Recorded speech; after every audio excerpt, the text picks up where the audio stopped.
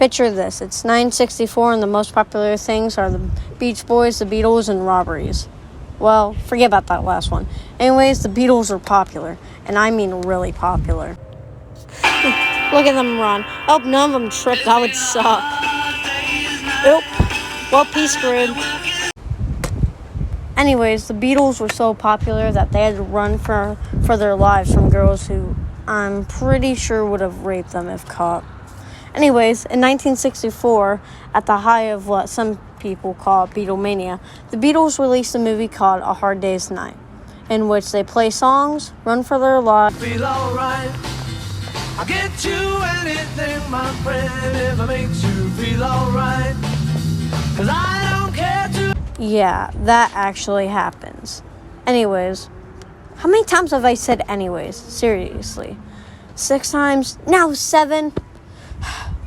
Anyway, back to the subject now.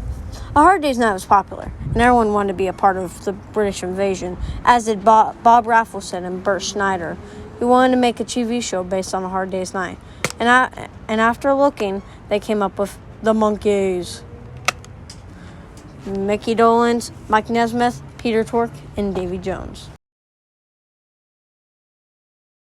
Now, before we get into this album, I think we need to discuss something which anyone who slightly even knows of the Monkees knows, and that is that they do not play on their own songs.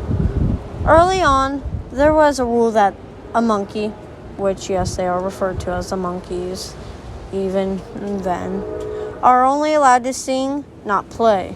Now, this only lasted for their first 2 albums, and to the Monkees, who were not happy once they realized that the Monkees' second album, More of the Monkees, was released behind their backs with songs they didn't even think were good enough, they started to fight for their freedom. And eventually, starting with their third album, Headquarters, they all started singing and playing their own songs. Now, I will say that Michael Nesmith did get to write 2 songs on this album, Papa Jean's Blues and Sweet Young Thing, both of which he actually produced and allowed a monkey, Peter Tork, to play guitar on. But that's as far as a monkey gets to play on their own song. Now, let's get into the album itself. Now, this is actually an album that I do, in fact, own. No, I am only going to be talking about the 12 songs that were released when this album first came out back in 1966. I'm not going to be talking about any of the other songs and stuff released on the deluxe version.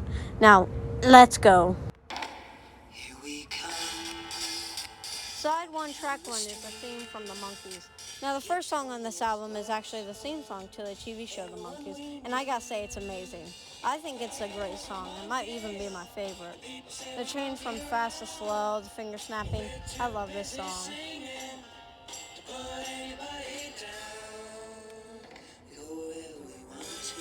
Next, we have songs that were all made for the TV show. I want to talk about the 2 songs that Michael Nesmith actually got to produce and write on his own.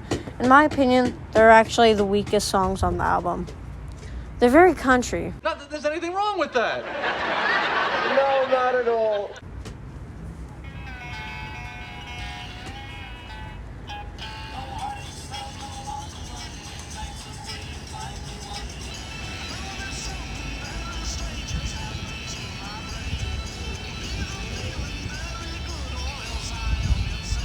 I just don't like them as much. And Sweet Young Thing makes me think of the Michael Jackson song, Pretty Young Thing. Is it just me? Next song I'll talk about is the 7th song, Last Train to Clarksville.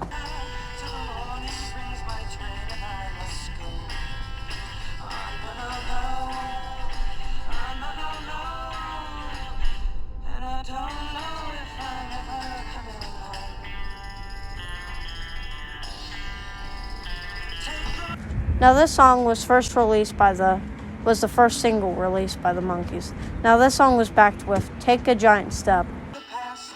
It's time you learn to live again at last.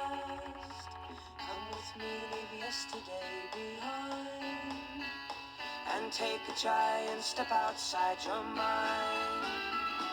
And it was released about a month before the TV show aired, and about 2 months before their first album was released. Now, this song is actually an anti-war song, but it's so subtle you might not realize it.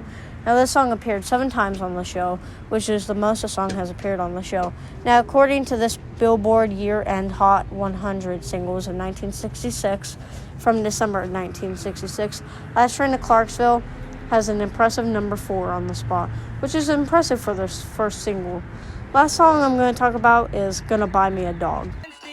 I'm gonna buy me a dog. A dog? A dog. Why? Why?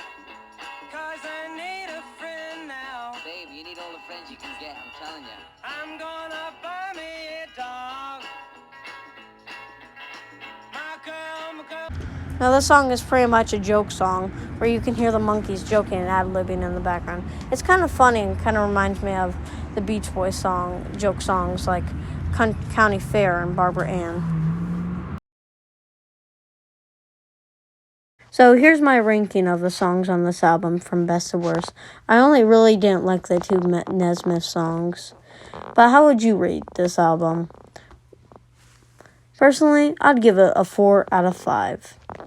I think it's a fun album with some good songs on it. Alright, stay in for next time, where I will look at the Beach Boys Shut Down Volume 2. Till then, be safe and take care. Bye.